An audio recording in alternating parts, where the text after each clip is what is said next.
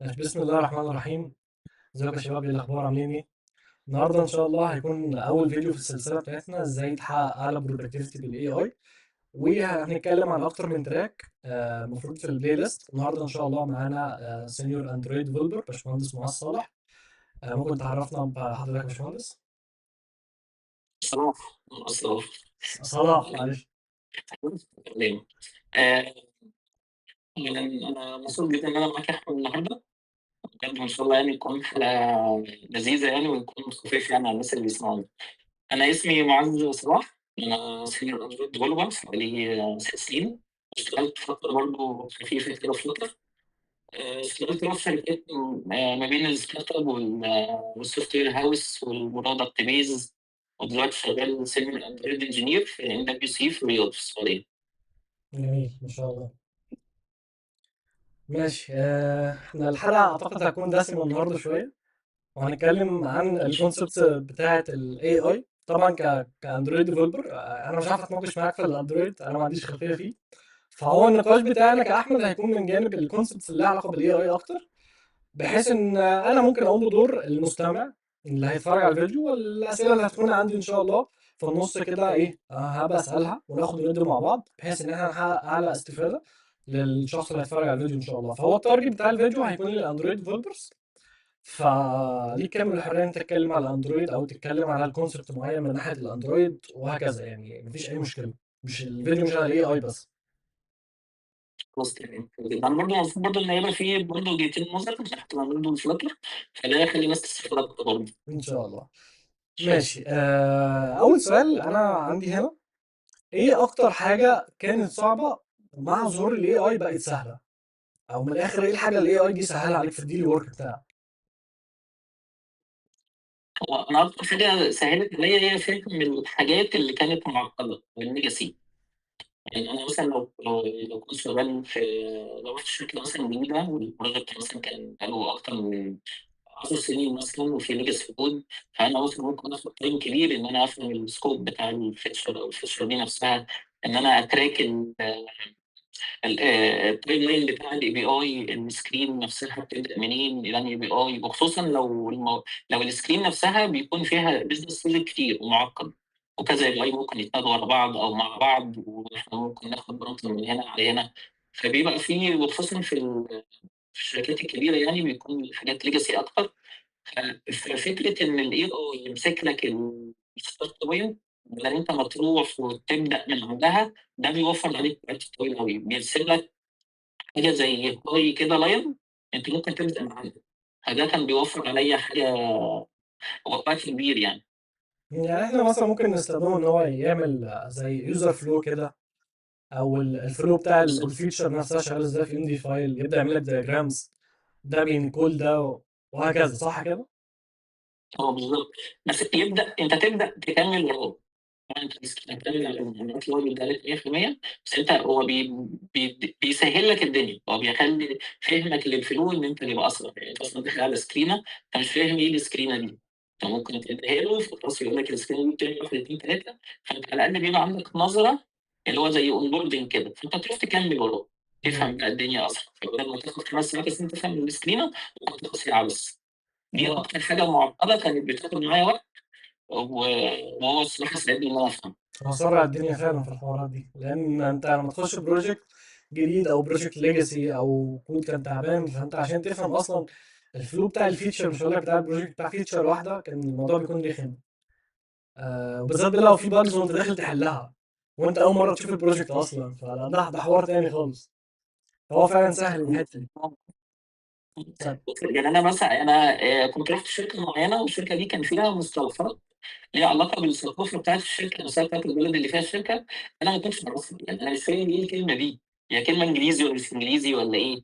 وفي كلمات كده معقده وبتاع وحاجات كده، يعني انا بقى عايز افهم ايه اللي ورا البيزنس، يعني ايه الحته دي بتخدم ايه في البيزنس. احنا بقى يعني اتقالنا حتى من حته الكود لفهم البيزنس نفسه. عايز افهم الكلمه دي بتعني ايه في الثقافه عندهم، هم دي كدابينه او لا. ممكن مثلا يبقى في 3 حروف اختصار كلمه معينه أنا مش عارف اجيبها. ديت انا لو قعدت على جوجل يومين مش عارف اجيبها، لانها بتبقى اختصارات وليها علاقه بثقافه معينه. فهو مثلا بيبقى فاهم البيزنس بتاع السكرين، ومن الكونتكست نفسه بيعرف يكون لك صورة مبدئية تكاد تكون أقرب للمنطق عن الاختصار ده، فبيديه لك وبيديك معناه ويقول لك ده مبني عليه، فأنت بتلاقي نفسك نظرتك للبيزنس كده اختلفت وبقت أوضح بكتير. بس وده على اللي فكره، ضفنا الفكرة بقى في السوفت وير. أنا عندي وجهه نظر هنا. هو الحته اللي انت اتكلمت فيها، انا شايف ان هو بيفالويت خالص حته الكلين كود، بيدمر الكلين كود، لان المفروض المصطلحات اللي التيم يستخدمها يكون متعارف عليها التيم كله، بحيث انها تكون سهل اي حد يخش يعمل له اونبوردنج، ان المصطلح يكون موجود يكون سهل، يكون حاجه مشهوره في آه، الكوميونتي نفسه، مش في التيم. بالظبط. بس انا البروجكت بقى اللي انا كنت عارفه كان ليجاسي، كان زمان. هو بقى بيساعدني ان انا افهم ده، مش ان انا ابنيه من الاول. فهو مثلا استخدم مم. اللي هو الكليننج. كده كده الكليننج كود يعني احنا كده كده هنتكلم عليه برضه في الحته بتاعته. بس هو بيفهمك اللي انت ممكن ما تبقاش قادر ان انت تفهمه لوحدك. هو بيساعدك، بيسهل عليك الدنيا، بيخليك تفهم اسرع. جميل. طب ايه الاي اي تولز عموما اللي انت بتستخدمها في الديلي ورك؟ انا تقريبا استخدمت معظم الحاجات، استخدمت شات جي بي تي وكلود وجيميناي وجروك برضه جربته، ومايكروسوفت كوبايلوت اللي هو مش الجيت هاب كوبايلوت برضه، يعني المايكروسوفت كوبايلوت. استخدمت كذا حاجه، بس اكتر اتنين عجبوني هم الكلود والشات جي بي تي. الشات جي بي تي انا بقيت بستخدمه اكتر في الحاجات اللي ليها علاقه مثلا بالاركتكشر، او ليها علاقه مثلا بالريفاكتورنج او الكود. بحس ان هو في الحته بتاعه الكود قوي. لو انت بتتكلم في اللو ليفل، بحس ان الشات جي بي تي احسن في الحته دي. ولكن كهاي ليفل او حاجات مثلا ليها علاقه بالسوفت وير، مثلا زي الباترن او سوليد، او حاجات مثلا برنسبل نفسها في السوفت وير، لو كتحليل حسيت ان الكود اكتر، يعني احلى من شات جي بي تي في الحته دي. انا فعلا حد قال لي بس قبل انا كده. اتفضل معاك. بس انا يعني يعني ده انا تقريبا بتعامل مع الشات جي بي تي دلوقتي بقالي حوالي 3 سنين. وانا اصلا مشترك كمان في النسخه البرو يعني. وكلود برضه اشتغلت في النسخه البرو، فكنت بشتغل، كنت ببعت السؤال هنا وهنا. ده بناء يعني على مقارنه يوميا، يعني يوميا بخصوص الاندرويد نيتف نفسها. مم. هو انا شايف ان ده فعلا صح، لان انت تاخد بالك. انا كان حد معايا في الشغل مثلا قال لي ان هو بيبلان وبيديزاين الفيتشر بفلوت، لان هو شاطر في الحته دي، وبيعمل امبلمنتيشن بشات جي بي تي لان هو شاطر وارخص. فهو يقعد يكتب كود بقى كتير قوي مع نفسه، هو ارخص شويه من كلود. هو جميل قوي في حته الامبلمنتيشن زي ما انت قلت. كلود ليه حته البلاننج والديزايننج والاركتكتنج للفيتشر، لا هو تقيل في الحته دي. والفكره برضه ان ايه يعني او عموما يعني الاي اي تولز كلها، انت كل لما انت بتدي له برومت قصير، يعني في 4 اس رولز طبعا معروفين، لا شورت وسيمبل وشورت وسبيسيفيك وكونتكست، اللي هو اللي هو بيبقى ليه علاقه بالكونتكست نفسه، اللي هو السكوب كونتكست. انت كل ما بتدي له برومت واضح، انت لو اديت برومت ليه علاقه بالتحليل واضح للشات جي بي تي هيديك اجابه حلوه. لو اديته برومت مش كويس للكلود هيديك اجابه مش وحشه. ولكن لو نفس البرومت للاثنين، فهو الكلود ده هيبقى احسن للتحليل، او ان هو مثلا اللي هو الاناليسيز اكتر. ومن ناحيه الامبلمنتيشن واللو ليفل بالذات، انا بحس ان الشات جي بي تي احسن. مم. لا هو ده حقيقي فعلا. الموضوع ممتع وانت بتتكلم مع كلود. يعني كان باشمهندس محمد حماد قبل كده قال لك انت كلود تقعد تتكلم معاه وتسمع، انت ما تتناقشش معاه، انت تسمع منه بس مش تتعلم. فلا كلود انا كنت جميل. بحب في الحته دي هو بيبقى تفوق بس ماشي. احسن. لو هنتكلم بقى عن اليوز كيسز لو احنا هنخش بقى نتكلم على البراكتيكال يوز كيسز نفسها في الاي اي. تعال نبدا كده بالحاجه البسيطه. ازاي مثلا انت بتديباج بالاي اي؟ ايه الابروش اللي انت بتاخده؟ طيب، هو انا يعني انا عامه مش بستخدم اي ايجنت في الشغل اليومي في الفتره الحاليه يعني. فانا معظم شغلي بيكون ليه علاقه بالحاجات اللي هي الاونلاين اكتر، شات جي بي تي او كلود او كده. انا مثلا لما بيقابلني مثلا اكسبشن معين، انا باخد له، يعني انا بقى طريقه شغلي بتبقى عامله ازاي. انا بخلي انا اللي بسوق الاي اي. انا باخد الاكسبشن اللي بيبقى ظهر او اللوج مثلا، وباخد اللوج بديه شات جي بي تي، واقول له اشرح لي اللوج ده. وبعدين انا عايز افهم الاول اللغز ده ايه هو. عشان حتى على الاقل يديني اكسبيرينس بعد كده، ابقى عندي المعلومه لو قابلني بعد كده. وبعدين اقول له هو ليه الاكسبشن ده ممكن يقابلني، ايه الاسباب، واحد او اثنين او ثلاثه. فبعدين هو بقى يشرح لي كده، انا كده فهمت الكونسيبت نظري، انا فهمت ان في حاجه اسمها اكسبشن. الاكسبشن ده من النوع الفلاني، اسبابه واحد اثنين ثلاثه. اقوم بقى واخد له بقى السكرين نفسها او الكود نفسه، وبعدين اقول له ده الاكسبشن، الايرور ممكن يكون فين. هو طبعا ده بيكسبكت ان هو مثلا في اللاين الفلاني، طب هو اللاين الفلاني ده ايه المشكله اللي ممكن تكون فيه، يقول لي كذا. مم. فاقوم انا رايح واقوم اتست الاول الكيس اللي هي ممكن تخلي الايرور يحصل. يعني هو الايرور كده كده حاصل، فاقوم اخليها مثلا ستاتيك. يعني مثلا إحنا عندنا في بي اي مثلا بتضرب علشان انا ببعت له مثلا بس اروح انا ما ببعتش مرات ولا ستاتيك، وخلي الاي بي تضرب. لو الاي بي رجعت لي نفس الاكسبشن او اللوج طلع نفس الاكسبشن، يبقى هو الروت كوز اللي هو عمل لها اناليسيز وعمل لها ديتكت دي صح. امشي وراه واقول له هات لي الفيكس بتاعك، وبعدين اقارن الفيكس بتاعه بناء على المنطق اللي انا عارفه مع الكود اللي موجود والبيزنس اللي موجود عنده. وبعدين مم. ابدا اقارن بقى، هل السوليوشن ده ممكن يمبكت في اي سيرفيس عندي؟ هو مثلا طلع بره السكوب بتاع الكونتكست اللي انا المفروض اخلي فيه الاكسبشن ده. وبعدين احاول بقى اساله هل مثلا في اي طرق تانيه، طب انت ليه اخترت الحل ده، وابدا اقارن الحلول. فبدات احس ان انا بقيت بذاكر حتى وانا بحاول اخليه يساعدني ان انا اعمل ديباجنج. مم. فبعدين اخد الحل ده وبعدين ابدا اقارن ما بين اكتر من حل، وبعدين اشوف انا ايه الحل الانسب من وجهه نظري من ناحيه البيزنس، وابدا اطبقه بقى. وبعدين احاول بقى استخدمه بقى الفكره اللي احنا ممكن نجيها في التستنج. اقول له بقى اديني بقى كيسز ممكن تضرب السيناريو ده، اللي هي الحته اللي انا تقريبا انا معظم وقتي دلوقتي بقى فيها، لان انا اصلا كان عندي مشكله زمان ان انا ما بعرفش، مش بعمل اجريسيف تيست على الاشياء اللي بستخدمها. بس دلوقتي بقى بقيت بعمل تيستنج اكتر. فبقيت بقى اقول له اديني كل الكيسز اللي ممكن تخلي الكيس دي تضرب.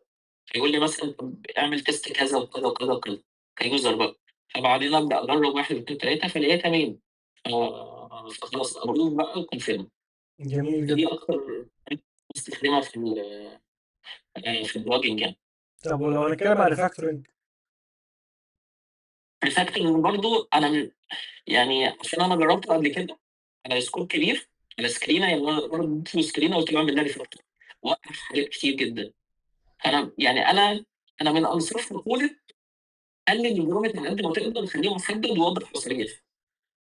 اللي هو الفول اس رولز، انت يعني تختار كونتكست صغير، حدد له انت عايز تعمل ايه. يعني انا مثلا دلوقتي لو انا قلت له اديني فانكشن بتجمع لي رقمين، هو هيديني ايه؟ ممكن يداني بالبايثون مثلا، ممكن يداني بالجافا، ممكن يداني بالسي شارب.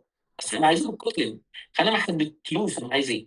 فالريفاكتورنج انا لازم الاول انا عايز افهم ايه البيز، ايه السكرين، واحدد السكوب اللي انا عايز اعمل له فلتر، سواء مثلا 3 4 فانكشنز مثلا معينين او حاجه. وبعدين ابعتهم له اقول له مثلا والله جزء 3 4 انا عايزك مثلا تنظم لي الفلتر مثلا كذا.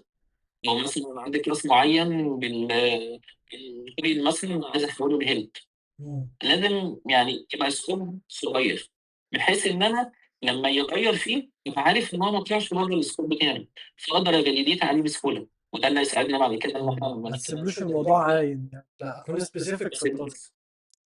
انا انا يعني انا اصلا اول اتفضل. في الحته دي الصراحه حابب ان انا امنشن الطريقه اللي انا شغال بيها في حته الديباجنج او التستنج. خلينا نسمع بقى من ناحيه الفلاتر. لا هو مش ناحيه فلاتر، عموما يعني اي حد ممكن يستخدم الابروتش ده. في حته الديباجنج او التستنج او الريفاكتورنج. انا بعمل حاجه حلوه قوي في فولدر عندي عامله اسمه دوكس. الدوكس ده متقسم جوه الفولدرز مثلا صغيره، سب فولدرز لو هنقولها كده يعني سب فولدرز. مثلا باجز فولدر، مش عارف كود برنسبلز فولدر، كل الحاجات دي. ببدا ان انا بعد ما اخلص التاسك ببيلد زي بروجكت ميموري كده، اعمل بروبلم بقول له الاي اي بيلد بروجكت ميموري للتاسك دي. هو مثلا لو هنتكلم على حاجه زي كلود، هو بيبيلد بروجكت ميموري اصلا في اللوكال عنده باي ديفولت. مثلا لما بيلاقي حاجه صعبه او حاجه تقيله باي ديفولت بيعمل كده. بس انا كمان عشان في اكتر من ايجنت انا بستخدمه، انا مثلا ساعات بستخدم كلود، ساعات بستخدم كوين، ساعات بستخدم تشات جي بي تي. فانا عايز يكون في ستاندرد كمان موجود في البروجكت نفسه، عشان حتى لو ديفلوبر تاني بيستخدم اللي شغال على البروجكت يقدر يكون عنده نفس الكونتكست ميموري او الميموري او البروجكت ميموري هو نفس الحاجه. فبعمل ايه؟ مثلا نفترض ان انا عندي بجايه، انا حليت البجايه تمام، فبخلي الاي اي بعد ما احل البجايه بقول له كنت بوريه البجايه وبوريه السوليوشن، وايه السوليوشنز التانيه زي ما انت قلت ان ممكن يكون في اكتر من سوليوشن، بس في سوليوشن معين هيخدم البيزنس، فبعرفه الالترناتيف سوليوشنز، وبعرفه السوليوشن اللي انا استخدمته، وبعرفه البجايه ومكانها، او بقول له اعمل لي ميموري للبجايه دي. ليه بقى؟ البجايه دي مش هتحصل تاني، لان بيكون من وسط الميموري ده الروت كوز، وازاي يقدر ان هو يبعد عن البجايه دي تاني، ازاي بريفنت ان هو يحصل البجايه دي. فكل الحاجات دي بيعملها دوكيمنت في فايل جوه الفولدر بتاع الباجز. فالبروجكت بعد كده هو اي ايجنت تاني بيمبلمنت هو بياخد ده معاه في الكونتكست، لانه هو بيسيرش كده في البروجكت تمام، فبيلاقي البجايه حتى لو البجايه وقعت قصاده، هو عموما هو بيسيرش بياخد باله ان دي كانت معموله قبل كده، فبياخد باله بقى من الحل، وبياخد باله من السوليوشنز التانيه، وايه الريكومندد سوليوشن، وليه ده ريكومندد ومش ده مش ريكومندد. فبيكون عنده الميموري بيروح يقراها تاني بدل ما يفكر من اول وجديد. ده بيسيف توكنز، وفي نفس الوقت هو بيسرع عمليه التفكير. ولو ديفلوبر تاني شغال هو معاه الدوكس نفسها، لو وقع قصاده نفس البج الاي اي ايجنت بتاعه هيروح يقراها ويروح يستخدم نفس السوليوشن، حتى لو هو اللي داخل يعدل هنا مش فلاتر ديفلوبر مثلا، او مش في الحاجه اللي احنا شغالين بيها. فانا عملت له ميموري كده بتكون شيرد على الديفلوبرز التانيين، بحط فيها باجز بقى، بحط فيها اركتكتشرال ديسيشنز اتاخدت عشان الاي اي مثلا يكون ماشي وراها. فلو هو بيعمل ريفاكتورنج او بيعمل اي حاجه او تيستنج مثلا، الابروش بتاع التيستنج برضه بالدوكيمنت، كل الحاجات دي بتبقى عباره عن سب تاسكس. فالاي اي بيبدا ان هو يقراها، سواء انا بقى او اي اي معين او ديفلوبر تاني الايجنت بتاعه خارج الجهاز بتاعي. فالموضوع ده انا شايف ان هو بيسهل قوي ومشفتش حد يتكلم عنه. أنا أول مرة أسمع على فكرة، أنا مبسوط والله إنك ف بتتكلم معايا دلوقتي. لا يعني انا مقسم السب تاسكس اركتكتشرال ديسيشنز، وعندك فولدر لل سب تاسكس زي سوري السب فولدرز اركتكتشرال ديسيشنز، وعندك تاني اللي هو الباجز، وعندك البرنسبلز بتاع الكود، وعندك مش عارف الحاجات ايه تاني، شويه نوتس كده، فولدر لشويه نوتس مثلا، وهكذا. مش فاكر الفولدرز بالظبط كلها، بس دول المين يعني. فانا شايف الموضوع لذيذ، وكنت ناوي نعمل عنه فيديو لوحده، بس انا دلوقتي ايه يعني قلت اشرحه بما اننا اتكلمنا عن النقطه دي. واسف على الاطاله لا عموما يعني. مستحيل، أنا أصلا لا أنا كنت بقول لك أصلا نعمل فيديو لأن هو الموضوع فعلا يستاهل. أنا المعلومة دي أول مرة أسمعها، أول مرة أعرفها يعني هو المانجر بتاع اللي قالها لي طبيعي. الصراحه، مش انا اللي مالفها، المانجر بتاع اللي قال. لقيته بعت لي فايل كده فيه ستراكشرز، في الاستراكشر اقصد، والتقسيمه بتاع الفايل وبتاع الفولدرات، وقال لي انت لازم نفولو البتاع ده. فقعدت افهمه لا ومشيت عليه، والتيم كله أنا شغال كده. أعرف إن في حاجة اسمها ايجنت، في ايجنت بتبقى تبع الشركات. الايجنت ديت المفروض ان انت اصلا ممكن بتحط فيها رولز ليها علاقه بالاي اي للناس اللي بيستخدموا الاي اي تولز عندك في الشركه. مم. بس انا ما كنتش يعني بيبقى مثلا انت ممكن تحط فيها جايد لاينز مثلا ده رولز او لو حاجه، ده لو بس انا مش السبسكريبشن عارف واحد، يعني الحركه دي لو السبسكريبشن واحد. السبسكريبشن او لا يعني احنا هو كده كده اصلا بيبقى السبسكريبشن. يعني الشركه هي اللي بتشتري السبسكريبشن وتوزعه بقى على الديفلوبرز. لا لا لكن في الكيس ده عشان كده انا بقول لك اول مره اسمعها. لا، هو حتى لو السبسكريبشن مش واحد وكل واحد لوحده، برضه بقى انا حاطط اي اي رودز وحاطط حاجات مختلفه، السكيلز والرودز والكلام ده كله محطوط عادي. انا هستنى الفيديو عشان اسمع عشان اتفرج عليه. ان شاء الله. طيب انا حابب اعرف منك، لو مثلا تعالى نتكلم عن حاجه بسيطه زي السكرينز. لو انت بتبيلد يو اي مثلا، بتبيلد سكرين في الموبايل، يعني ازاي بتعمل حاجه زي كده بالاي اي؟ يعني ايه البيست براكتسز مثلا، او ايه تعالى نتكلم الاول عن الاولد فاشون، الطريقه القديمه اللي احنا كنا بنتبعها، وايه الطريقه الجديده بالاي اي بتعمل ايه، يعني نتكلم كده من ناحيتين. الطريقه القديمه هو ان انت مثلا بيبقى عندك سكرينه. انت الاول المفروض ان انت بتحاول ترسم ستراكشر في الاساس. يعني مثلا عندي مثلا صفحه لوجن، مثلا يدخل بيها لوجو، وبعدين اتنين تكست فيلد او اتنين انبوت فيلد مثلا اليوزر نيم والباسورد، وزرارين مثلا لوجن وريجستر. احنا عندنا خمس يعني صوره او خمسه فيوز يعني طبعا. في الطريقة القديمة في الأندرويد إحنا كنا بنفكر بقى بنحاول نشوف هل دي مثلًا كده linear والّا relative. بتبني الأول الparent layout اللي هي زي الparent widget مثلًا، هي سواء stateful أو stateless. وبعدين بعد كده بقى ندخل على كل view لوحده، وبعدين نشوف مثلًا الview الinput مثلًا ده field ممكن بيبقى فيه icon على اليمين، فأنت بتقسمه مثلًا بيبقى sub layout، يبقى اللي هو كأنه layout جوه layout. وبعدين مثلًا الview اللي بعده فأنت بترسم الstructure، وبعدين بتحاول إن أنت بقى تعمل search تشوف إيه الحاجات اللي اتعملت قبل كده شبهها. علشان أنت أصلًا عندنا مثلًا في الinput field بيبقى مثلًا في underline. الunderline ده مثلًا بيبقى فيه الحاجة بتاعة الpassword toggle icon. الحاجات دي كلها بتبقى reusable component والمفروض إنها بتبقى معمولة قبل كده.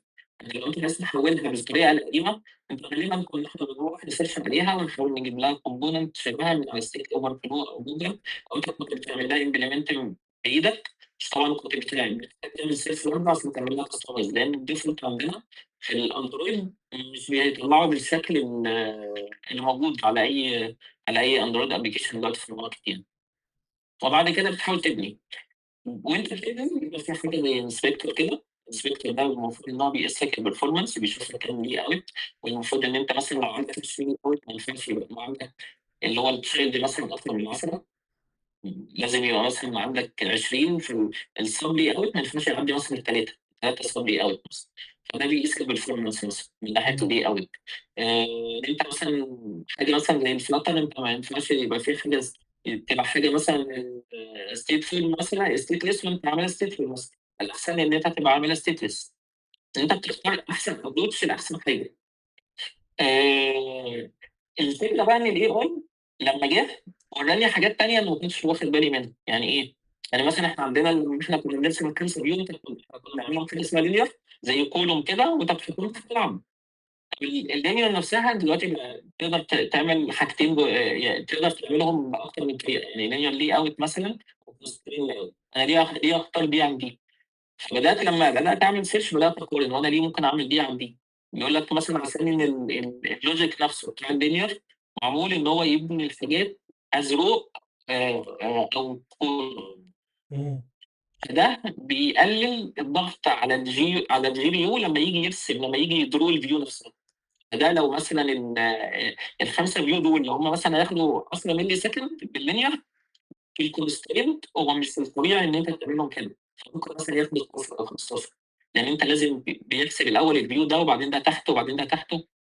فبدأ يخلّيني أفهم الأول الحاجات الlinear layout من تحت. وده سهِّل عليّا أوي في بناء بقى بعد كده الscreen، إن أنا لمّا بعد كده لمّا آخد screenة أبقى أحدد أنهي واحد إن ده مثلًا layer ده constraint عشان ده الperformance بتاعته أحسن، علشان هو بيأثّر في الGPU مثلًا بتاعته. لمّا بييجي يعمل draw مثلًا بياخد time أقل. ال الperformance من ناحية الinstruction نفسها بتاعة الviews دي برضه دي طريقة. الحاجات برضه من ناحية آآ اللي هو إن أنت إيه اللي أنت محتاج تعمله reusable component. يعني أنا مثلًا عندي زرار بكذا شكل. هل الأحسن مثلًا إن أنا أعمل زرار و3 state و3 states مثلًا والّا إن أنا أعمل كل زرار state لوحده؟ إمم. فده كان بيساعدني إن أنا بناءً على الUI اللي بيبقى موجود في Figma إن أنا أحدد إزاي أعمل الreusable component بأحسن شكل ممكن. ممكن يقدر يخدمني في الproject. بس أنا برضه still باقول إن صاحب القرار هو أنت، لإن هو ممكن يسوّحك. وأنت عشان ياخد القرار الصح في الحتّة ديّة، أنت محتاج ترمي له كل الUI بتاع الproject كلّه، عشان إمم. يبقى aware بكل ده. وبعدين أنت ممكن مثلًا تيجي بعد شوية تلاقي مثلًا في حاجة في الdesign system اتغيّرت، فما تبقاش قادر إن أنت تاخد قرار صح. فهو يعني أكتر حاجة علّمها لي في فترة الUI إن هو علّمني إزاي إن أنا أختار الUI اللي يفرق في حتّة الperformance من ورا، من ورا إمم. أوي، من تحت، من ناحية الGPU والCPU. طب وحتّة لو هنتكلم شوية على الفيلم MCP مثلًا، جرّبت تستخدمه قبل كده؟ لأ، أنا كنت باعمل فيجما بس ما استخدمتش tools إنها تحوّل فيجما لكود. أنا إمم. كنت استخدمت Flutter زي ما قُلت في المقدمة. كان في plugins كده بتحوّل الكود بتاع فيجما لكود على طول، بس ما كانش accurate 100% خالص. إمم. فأنا لقيت إن الوقت اللي أنا كنت محتاج أعدّله اعدل على الكومبوننت هو نفس الحاجات اللي انا عملت الكومبوننت من الاول. فاهم. فبدات احس ان انا مش ما استفدتش من الموضوع. يعني واستفدت، ما ادانيش وقت، ولكن هو شاطر في ايه؟ انا مش عارف الشاشه دي تتبني ازاي، فالبلجن تطلع لي structure بس خلاص انا هكمل عليه. مم. انا واقف، انا متعطل، يعني عارف انا باطل دلوقتي والّا أستخدم مثلًا في الحتّة دي مش عارف أصلًا هي ممكن تتبني إزاي، أو مش قادر أرسم الكلام بيها، فplugin مثلًا ممكن تساعدني، فبعد كده أقدر أكمّل. بس برضه الوقت اللي أنت هتقعد تعدِّل فيه برضه بيبقى أقل. بس الكلام ده كان حوالي سنتين يعني، ما جرّبتش آخر فترة بقى الموضوع اتطوّر أكيد. هو فيلم MCP بتسهل شويه في الموضوع ده، لان انت بس بتديه ال AI بيكون مربط مع ال MCP بتاع فيجما، وبتديه اللينك بتاع النود مثلا او بتاع السكرينه، وهو بيبدا يعمل لها امبلمنتيشن. وعن طريق الرولز بقى اللي انت حاططها له، وعن طريق ان هو لو بيعمل كود بيز اندكسنج مثلا وبيقرا البروجكت، فهيبقى فاهم الديزاين سيستم اللي انت ماشي بيه وهيمشي عليه. بس زي ما انت قلت، انت المفروض تحط له الكونتكست بتاعه، لان انت كانسان، او انت ادرى بالدنيا بعد كده هتبقى ماشيه ازاي. فانت ممكن تحط له شويه انستراكشنز، شويه رولز، انت هتبقى واعي اكتر منه في الحته دي، عشان تبيلد حاجه فعلا هتعيش بعد كده، سهل ان انت تعدل فيها بعد كده. هو أي حاجة على فكرة ليها أكتر من طريقة، يعني إحنا حتى في الasynchronous programming لينا في أكتر من طريقة، الdependency injection أو DIY لينا في dependency injection وفي service locator. يعني أنا أقصد إن أنت في كل حاجة ليك أكتر من حل. يعني أنت لو جيت تصنّف كل التكنولوجيز تقريبًا اللي عندنا سواء في الموبايل أو في الأندرويد أو الflutter، هتلاقي كل مشكلة قابلتنا أو كل حاجة أنت محتاج تعملها ليها أكتر من طريقة تimplement بيها. نفسها الفكرة نفسها موجودة، بس مين بقى اللي بياخد القرار إن أنت دي أحسن والّا دي أحسن؟ هو أنت، مم. بناءً على فهمك للنظرة المستقبلية للproject هيبقى عامل إزاي. أنت بقى هتبقى عارف الproject ده مثلًا بعد كده هيكبر، لأ مثلًا أنا مثلًا عامل موديول واحد، فأنا مثلًا بعد شهرين أنا عايز أحوّل لمالتي موديول، فالحل اللي هو مش مناسب دلوقتي هيريحك بعدين علشان أنت راسم خطة مستقبلية. من وجهة نظر الAI tools لأ، هو هو مش مش صح. واعي بحاجه زي كده. هو لا، هو أنت هيعمل، هتعمل استكتار. هو بيبص تحت رجله مش زي الانسان. عشان كده قلت هو الانسان هيكون واعي اكتر بالدنيا ماشيه بعد كده ازاي. هو لا، هو بيبص الإنسان للامبلمنتيشن حالا. واعي، بالظبط. هيبقى واعي أكتر من الإنسان الواعي، لإن دلوقتي الAI بدأ يأثّر، فوعي الناس بدأ يقل. هو بنحاول يعني. ماشي، لو هنتكلم في حته مهمه قوي بقى، عايزين نتكلم فيها حته السكيورتي الاي اي. لو يعني ازاي، يعني ازاي اخليه سكيور الابلكيشن، او يطلع كواليتي كود او كود مثلا سكيور. لان ممكن تلاقيه بيعمل بيكتب كود، والكود ده من ضمن ان هو بيبرنت توكنز مثلا او سنسيتيف داتا في اللوجز مثلا. فدي حاجه عبثيه نوعا ما ساعات الاي اي بيعملها، طول ما انا ما اديتوش انستراكشنز. تمام. وبرده في مشاكل اي اي في السكيورتي، اللي انت مثلا مش عارف جربت ولا لا، تبعت له اي توكن مثلا في الشات، فهتلاقيه بيرد عليك يديك تساله على حاجه من ضمنها، ومن ضمن الاكزامبل بتاع الكود مثلا توكن، وبتساله على اي حاجه، هيرد عليك وبعدين يقول لك نوت كده خفيفه، يقول لك خلي بالك انت لازم تغير التوكن ده، لان هو خلاص كده بقى اكسبوزد. لان هو ممكن على فكره يترين عليه وسجست التوكن ده لاي حد تاني. يعني انا دخلت له دلوقتي قلت له جنريت توكن دامي توكن، ممكن يجيب لي توكن حقيقي. ودي حاجه غبيه قوي ده يعني. حقيقي. هو مش سكيور خالص، سواء بقى انت لأن بتتعامل أنت معاه او بيجنريت كود، هو مش سكيور. لأن أنت أي data أنت بتبعتها له أو أي prompt أنت بتبعته له هو بيستخدمه عشان يtrain الdata بتاعته بعد كده، عشان يحسن من نفسه. بالظبط. أنت اللي محتاج إن أنت تبقى واعي إن أنت تبقى تدّي له إيه وما تدّيلوش إيه. أنا دايمًا باقول إن أنت لمّا تدّي له مثلًا تقول له أنا عايز مثلًا أعمل generate مثلًا يعني encrypt الtoken ديّة، أنت ما تدّيلوش الtoken، قُل له أنا عايز مثلًا function تعمل لي encryption مثلًا بالAES بأي algorithm يعني.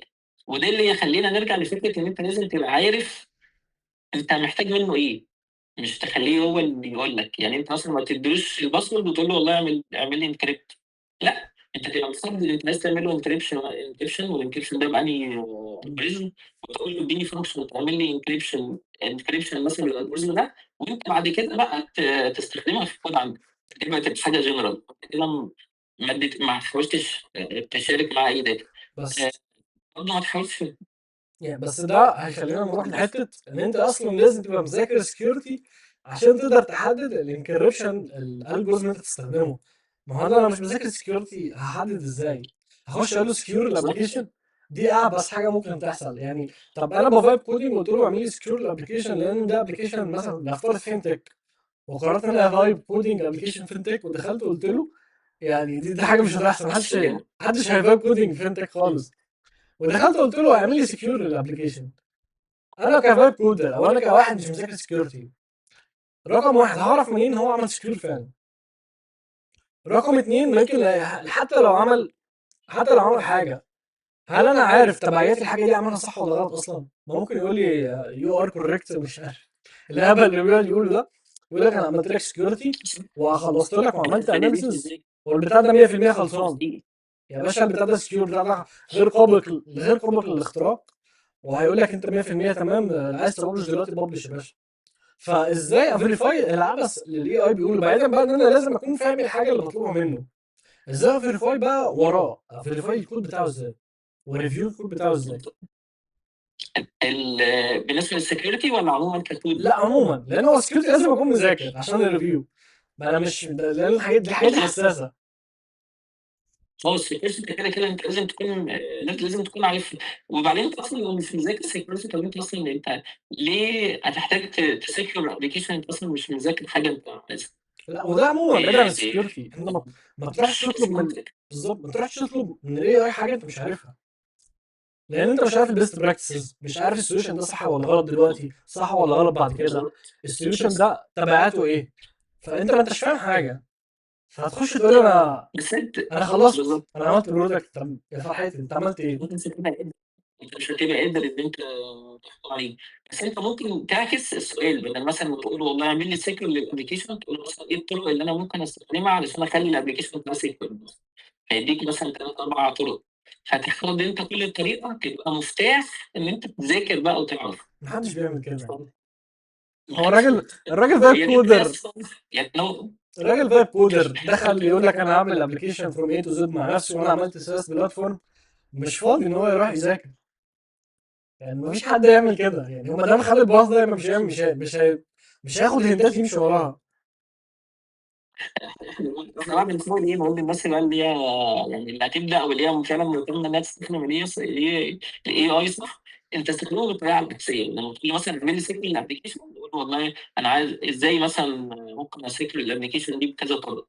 هيديك كل طريقه، تاخد كل طريقه وتحاول تسيرش عليه تتعلم. فانت هو بيرشدك، انت بتتعلم وبتطبق وتفاليديت عليه، لان انت خلاص انت عندك النولج. انا ده حقيقي حصل معايا قبل كده. انا كنت كل معرفتي بالسكيورتي كانت حته ان انا التوكنز اعمل لها سكيور مثلا بطريقه معينه، ما ان انا ما اعملهاش برنت، السنسيتيف داتا ما اعملهاش برنت، كل الكلام ده. فانا كنت شغال على حاجه ليرنينج مانجمنت سيستم ال ام اس. فكان الموضوع حساس وانا عايز احافظ على الكورسات، وعايز ان انا مثلا افويد حته مال انترميديت. كل الحاجات دي انا مش فاهم ان انا اعمل الكلام ده ازاي. فبدات ان انا اتكلم مع الاي اي. ماشي، انا عايز اسكيور مثلا ايه الحاجات اللي المفروض اركز عليها، ايه الحاجات اللي المفروض اذاكرها، الكلام ده زمان. فبدا ان هو يقول لي شويه مصطلحات غريبه عليا، زي لما اتكلمنا عن الاس اس ال بيننج، اتكلمنا عن الاواسب، كمان اتكلمنا عن الرسب. فالحاجات دي ايه يا عم؟ ايه الحروف اللي انت عمال بترصها دي؟ مش فاهم حاجه. فلما بدات اسرش على كل حاجه، بدات افهم حته الواسب، لقيته علم كامل كبير جدا انا ما اعرفش عنه حاجه. لقيت في برنسبلز كده بتتجدد كل كام سنه، في برنسبلز محطوطه في ستاندردز. بصيت على الراسب برضه لقيت نفس الحوار، اللي هي ران تايم ابلكيشن سيلف بروتكشن.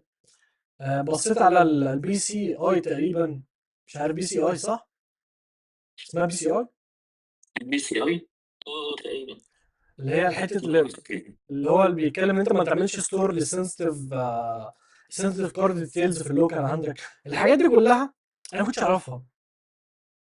فلما دخلت ادردش شويه مع الاي اي لقيته عمال بينمي لي البي اي حاجات. اي ايه؟ اللي هي البي اي اي. البي اي اي اه، البي اي اي. او البي سي اي. لان في مصطلحين في الحته دي، ده حاجه وده البي حاجه. اي اي ده ممكن يكون الBCI ده المنظور من ناحية الsecurity والBII ده من ناحية هي الbusiness. هي لا لسه عليها برضه أول ما تخلص. هي الموضوع ليه علاقه بالسكيور بتاع الكريدت كارد، مش فاكر بقى الBII الBCI، هي حاجه فيها بي وفيها اي بس مش فاكرها والله.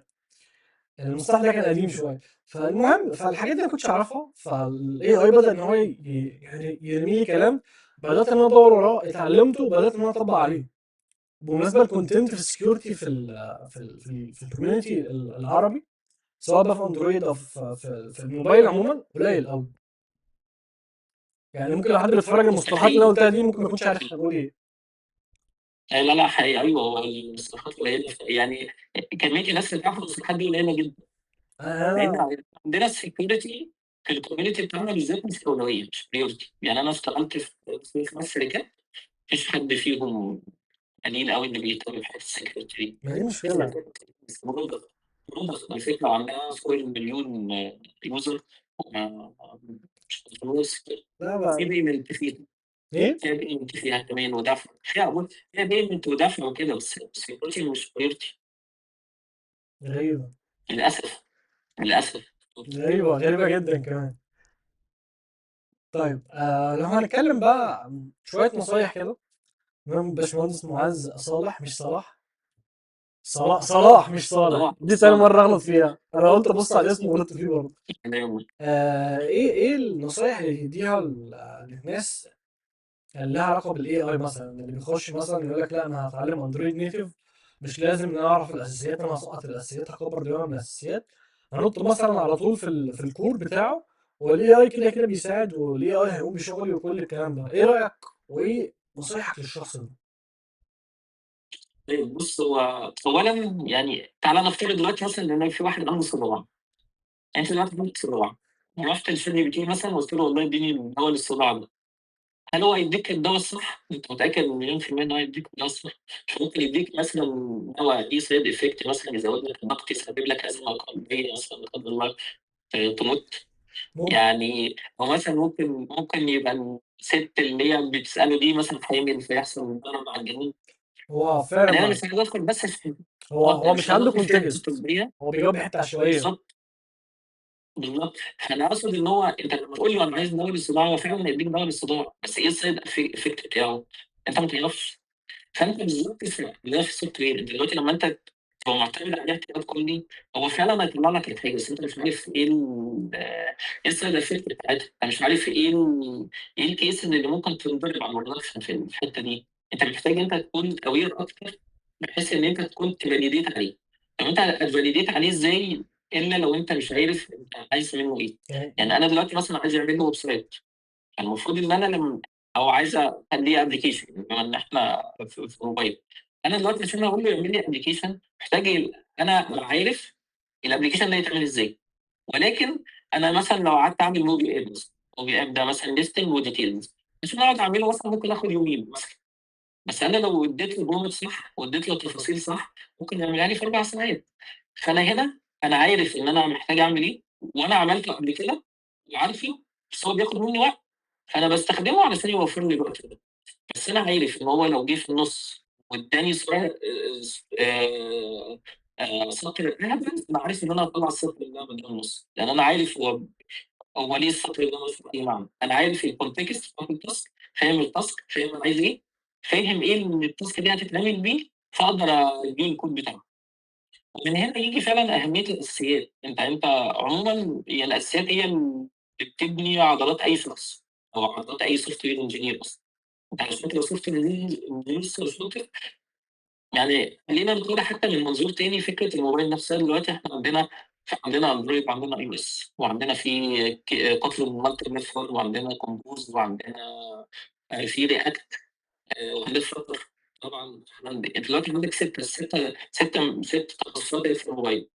أنت لو فاهم الأساسيات صح، صدّقني هيبقى سهل أوي تتنقل من track للتاني. يعني أنا فاكر إن أنا اتعلمت الflutter تقريبًا في أسبوع. أسبوع كنت عامل note app مثلًا، note app بالlocal database، وكنت متعلم بLock وكنت عامل الدنيا. ليه؟ لإن أنا كنت واخد الأندرويد أساس صح. فكنت فاهم مثلًا يعني إيه Android operating system، كنت فاهم يعني إيه API أصلًا، كنت فاهم يعني إيه local database، كنت فاهم يعني إيه clean architecture، كنت عارف الlife cycle نفسها، فرُحت لقيت في حاجة اسمها state management. أنا بالمقياس شُفت لقيت الحاجات في الflutter، فما خدتش منّي وقت، فأنا بقيت قادر أvalidate على الحاجات اللي أنا عايز أتعلمها. هو اختلاف syntax بس، فأنت طريقة الكتابة نفسها مختلفة. نفس الفكرة. بالضبط، يعني أنت حتى من ناحية الUI نفسها، حتى في الengine بتاع الUI، أنت الاختلافات بسيطة، مش جوهرية. يعني هي ال م م بسيطة من ناحية concept الsoftware. أنت عندك الflow نفسه واحد. عندك مثلًا في حاجة اسمها operating system، الoperating system ده المفروض يتعامل مثلًا مع مع الGUI، فالGUI ديّة هي اللي المفروض ترسم الUI. مثلًا الflutter ده بيستخدم engine معين، فهو المفروض اللي بيتعامل direct هناك. لكن مثلًا في الoperating system في الأندرويد، أنت المفروض بتتعامل مع الCPU، والCPU مثلًا بيتعامل مع حاجة تانية وبعدين بيوصّلها لك. فأنت لو فاهم الcycle دي أو الflow ده، أنت مش هتتعب بعد كده لمّا تروح للreact، تشوف ماشية إزاي، تشوف إمم. الcompose تشوف فاهمها إزاي. حتى على الأقل إيه، يعني مثلًا الشائعة اللي كانت طلعت على طول أول ما الفلاتر طلعت، الفلاتر أسرع والّا الnative؟ أنت لو كنت فاهم الأساسيات صح، أو الoperating system ماشية إزاي صح، أو الUI flow ماشية صح إزاي من ناحية الbackground، أنت مش هتاخد وقت، مش هتدخل الخناقة دي أصلًا، أنت هتبقى فاهم الدنيا. طول ما أنت فاهم الأساسيات صح، طول ما أنت متأسس صح، بتقدر تvalidate على الAI بسهولة، هتقدر تخلّيه إن هو يشتغل تحت إيدك بسهولة، يخلّيه يخلّص لك شغلك أسرع، تقدر تreview أكتر، ما يسوّحكش في الproduction. لإن في كوارث بتحصل على الproduction و وapps تقيلة يعني فيها، زي وحاجات ليها علاقة بpayment كمان. زي اللي إحنا بنشوف الشركات اللي بتtest على الproduction والكلام ده، مصايب. آه، في رسايل بتوصل testing على الموبايل دلوقتي، هو تيست. لأ يعني مصايب. notification تيجي كده والّا message مثلًا على موبايلي فيها تيست. أو data بتظهر في الapplication نفسه يقول لك test مش عارف dummy مش عارف إيه، أو product واحد، لأ حاجات عبثية بتحصل. ده حقيقي فعلًا. بس اللي أنا عايز أقوله هو إن أنت فعلًا لو أنت عايز تبقى حد شاطر، حد محترف، أنت لازم تهتم بالأساسيات كويس. وأنا من وجهة نظري إن الأساسيات قيمتها هتزيد في وجود الAI. يعني الشخص اللي هيبقى فاهم الأساسيات أكتر هو اللي هيبقى قيمته هتبقى أعلى. أنا متفق مع فكرة إن الAI ممكن يقلل عدد المبرمجين، ولكن هو مش هيستبدلهم، ده مستحيل. يعني إحنا حتى لو أنت جيت يعني نظري كده، أنت محتاج حد يشغّل الAI. طب الشخص اللي هيشغّل الAI ده هو محتاج ياخد أجازة مثلًا، هل أنت هتفضل تشتغل في الشركة سنة وتاخد أجازاتك؟ أنت محتاج حد يبدِّل معاك. فأنت أقل حاجة خالص 2 هيبقوا بيشتغلوا. أنت حتى لو مثلًا قُلنا إن في شخص هيبقى عارف موبايل وweb، ما هو الشخص اللي هيبقى عارف موبايل وweb ده هيبقى محتاج يشغّل الموبايل، هيبقى مش محتاج يشغّل الweb، محتاج review هنا ومحتاج review هنا. هو حتى هيبقى شغّال بعقلين. فحتى لو هو software engineer يعني، هيبقى قيمته عالية أوي، فمرتّبه أعلى أوي. وهو علشان يvalidate الاتنين محتاج الأساسيات عنده تبقى عالية. فأنت طول ما أنت الأساسيات عندك هتبقى أعلى، كل ما أنت قيمتك هتبقى أعلى، طول ما أنت مكانك بعد كده يثبت، هيبقى أحسن ويبقى safe. أنت بس ممكن تبقى تستخدم الAI، يعني دي آخر نصيحة يعني للناس اللي هم اللي بيبدأوا. يعني أنا كنت باعمل interview في شركة، والشركة دي اتسألت فيها سؤال يعني إيه CI، أنت تعرف CI/CD؟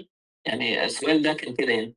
أنا دي أول مرّة كنت أسمعها في حياتي الكلمة أصلًا، وكانت حروف. يعني إيه CI/CD ده؟ أنا مش فاهم يعني إيه CI/CD. أنا فاكر إن أنا تقريبًا قعدت حوالي أسبوع عشان بس أفهم هي إيه، يعني إيه. أنا باكتبها وبasearch وبالاقي في definition بس أنا مش فاهمه، مش لامسه، مش فاهم ده يعني إيه، أنا إيه ممكن أستخدمه إزاي في شغلي. إيه أنت الخراطيم في الAI والpipelines 5 دي؟ دقايق فهمت. مش فاهم. إيه pipeline دي؟ مش فاهم. كلمة أنتوا عايزين مواسير إيه هنا والّا continuous integration continuous deployment؟ أيوه، طب ماشي وبعدين عشان ترفع business، أيوه يعني إيه؟ أنا برضه مش قادر أفهم. أنت الAI بقى أنت لو اتكلمت معاه دقيقتين هيفهمك.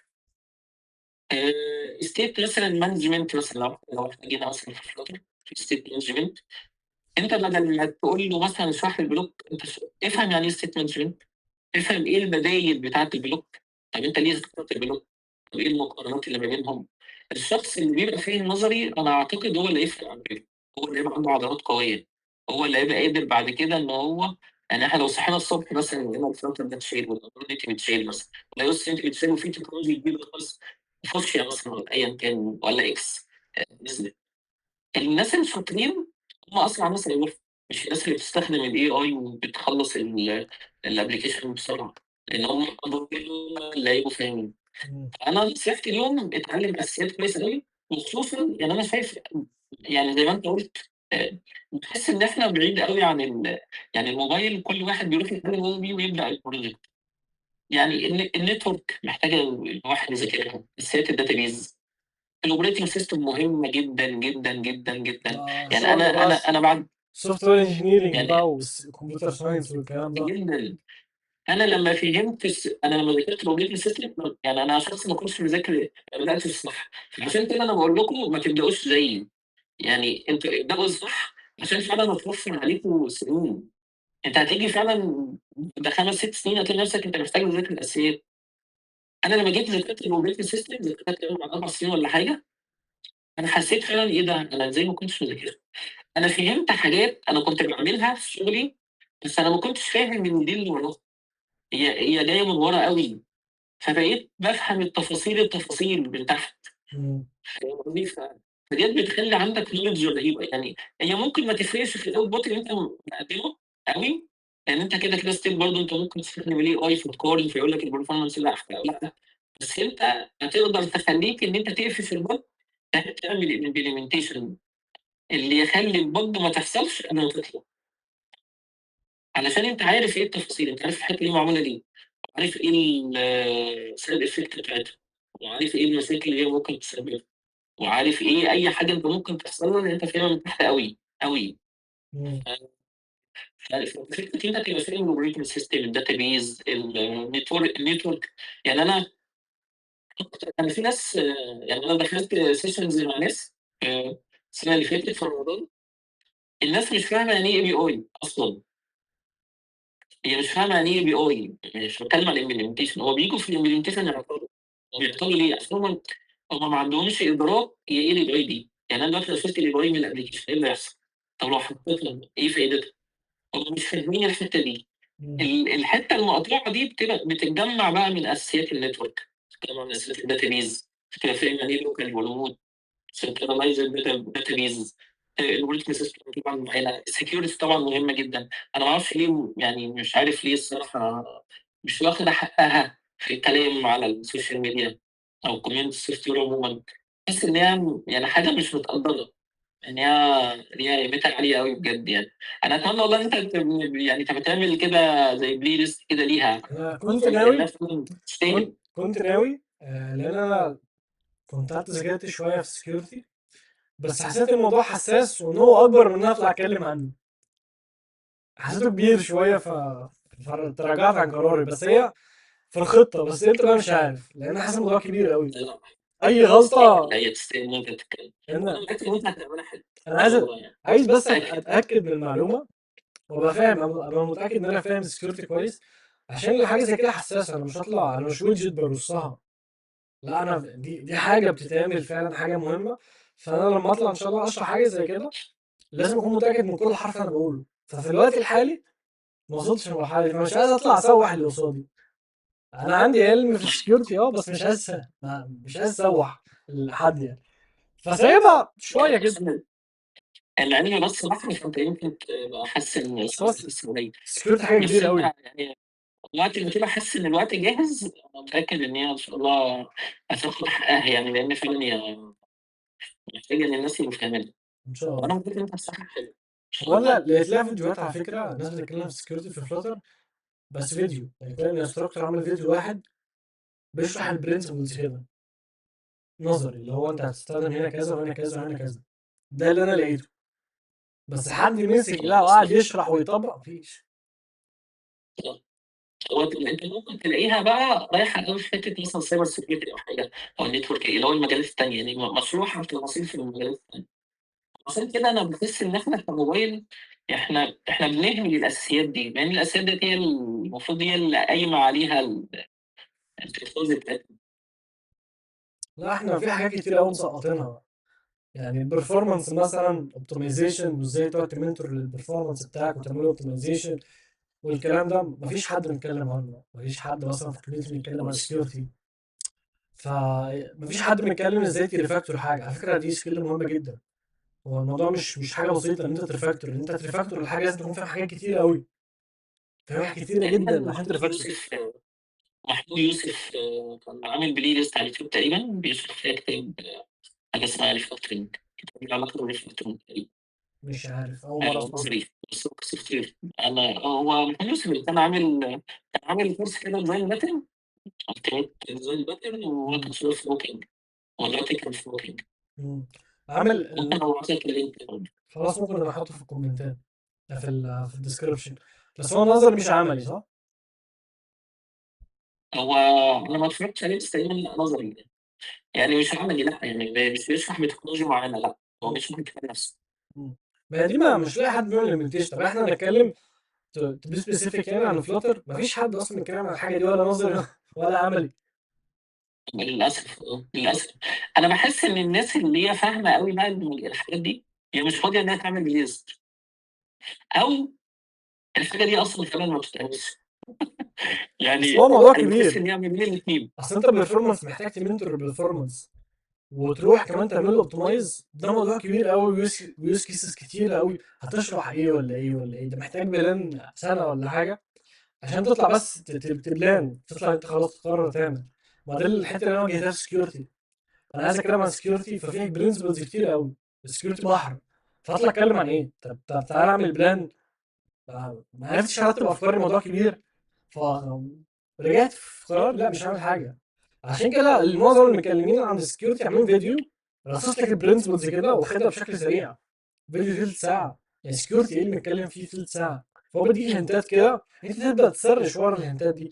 بس ان حد يخش يقعد بقى يوريك البيست براكتسز، وتعالى يا باشا نركز في السكيورتي قوي ونخش فيه، نحط بقى زي ما بيقولوا كده الهندسات بتاعتنا، نقعد نزوم كده ونشوف ايه ديتيلز والانترنال الدنيا شغاله ازاي. محدش عمل اي حاجه من الحاجات دي في الموبايل عموما، اعتقد مش في فلاتر بس.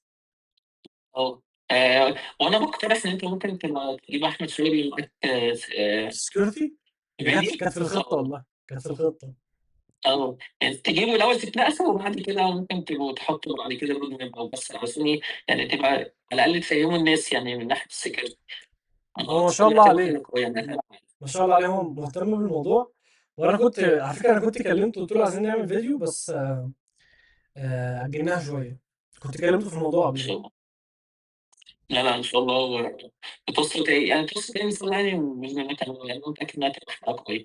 ان شاء لان الله. فعلا الجزء ده من السكيورتي فعلا مش واخد حقه في الكلام خالص، للاسف.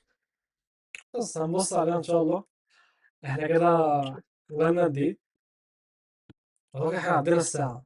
لا ما كملناش الساعه. فالحمد لله يعني ما كملناش الساعه. الحمد لله انا طلعت باستفاده كبيره قوي. سمعت شويه معلومات حلوه. وشكلك لسه اندرويد لايف. تسلم. الله يخليك، ده اللي انا مهم انور بيك والله. تسلم. شرف للناس بتوع الاندرويد إنت تبقى معانا. ايه؟ شرف للناس بتوع الاندرويد والله ان انت تبقى معانا. انا كنت بفكر اتعلم اي او اس. كنت دخلت فيها اي او اس نيتف. بس حلوه. دخلت شفت شويه كراش كورس كده، بس ما طبقتش الصراحه. بس عشان ما اقعدش اتكلم كتير، فمش عايز اطول الناس اكتر من كده. استاذنك نعمل فيديو. اوكي اوكي. خلاص، هو احنا كده رجاله يعني. كفينا ووفينا اعتقد. ان شاء الله يعني انتظروا الحلقه الجايه. انا مش عارف اكون مع مين لسه، برتب الدنيا، برتب الجدول. فان شاء الله الفيديو ده هينزل خلال كام يوم. وبالتوفيق. مع السلامه. استنى بقى نروح نقفل. مع السلامه.